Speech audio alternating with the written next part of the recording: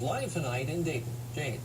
Jim and Letitia, some say it's art, others say it is really bad images put around our community. We're talking about spray paint. Keep in mind, I paid about $3.50 for this, but what's left behind can cause thousands and thousands of dollars damage. That's only part of the story tonight. Look around you. I've been fighting this battle, and chances are it will catch your eye. Here along US 35, as well as downtown. Residential areas in Dayton not off limits either. Same is the case in West Carrollton. It is a losing battle. Fred Stovall's director of public works for Dayton. We'll get this side over here too. And tight budgets make it even tougher. Stovall has one person dedicated to this graffiti fight, and it costs taxpayers more than $30,000 a year. That's a pass, obviously.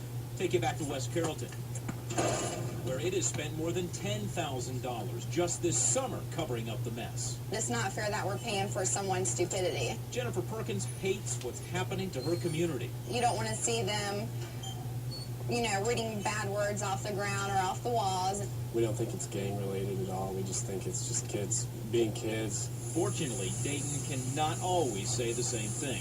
You really don't want a larger city covered in graffiti. It looks bad, it drains the resources of the community, and it's a definite problem. And based on what I've seen over the past several weeks, we've got a graffiti problem. Absolutely. To most people, this means nothing, but to gangs, that's a totally different story. The longer you let it stay up, you are going to attract more. Keep in mind, the city of Dayton does not have a specific ordinance forcing private property owners to clean up this sort of mess. I did talk with City Commissioner Joey Williams by phone Friday afternoon. He says it might be time to revisit this whole ordinance issue. City crews assigned to these sorts of messes say that would help. But until that happens, crews have to prioritize and be realistic.